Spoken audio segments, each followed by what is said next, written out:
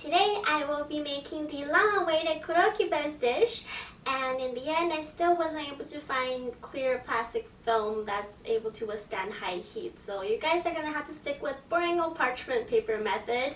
It's not going to be as pretty, but the taste should be pretty similar.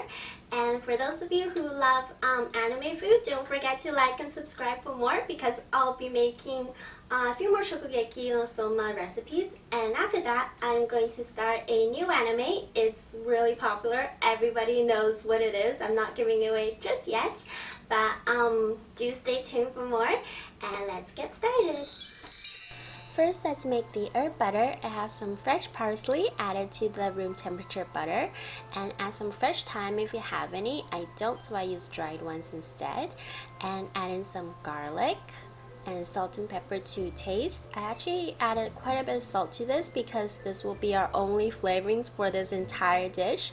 I think I added around a teaspoon to 2 teaspoons of salt, quite a bit if you're using unsalted butter, and then just mix it all together.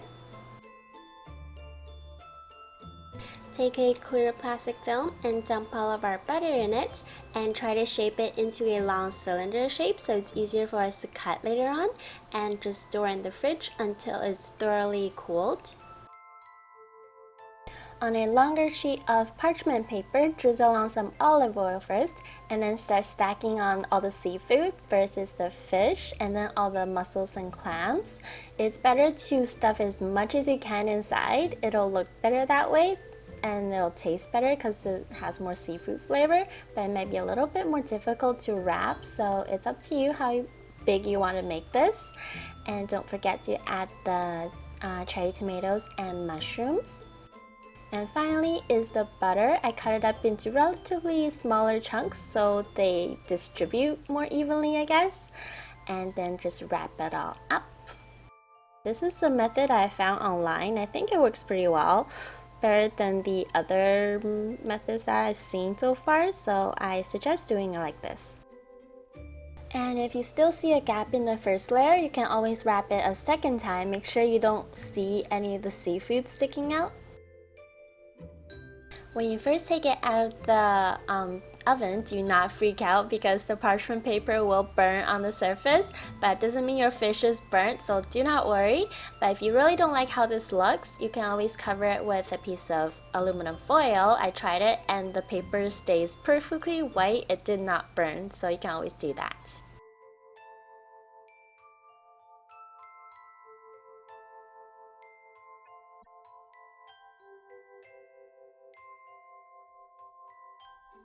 Alright guys, here it is fresh out of the oven. It smells so good, oh my god. Oh, seafood smell, fantastic seafood smell. Let's try this. And the butter has completely melted, and all that's left is a whole bunch of these like green parsley herb things on top. And a whole bunch of clams. Let's just get them out of the way. I'm trying to get to the bottom where my fish is, and let's just take a bite of that. It's so soft. Wow. Oh my goodness, it literally melts in your mouth. I love it. And I'm really glad I added enough salt in the butter, otherwise there's no other flavorings in here. Try the tomato. And it's all soft too.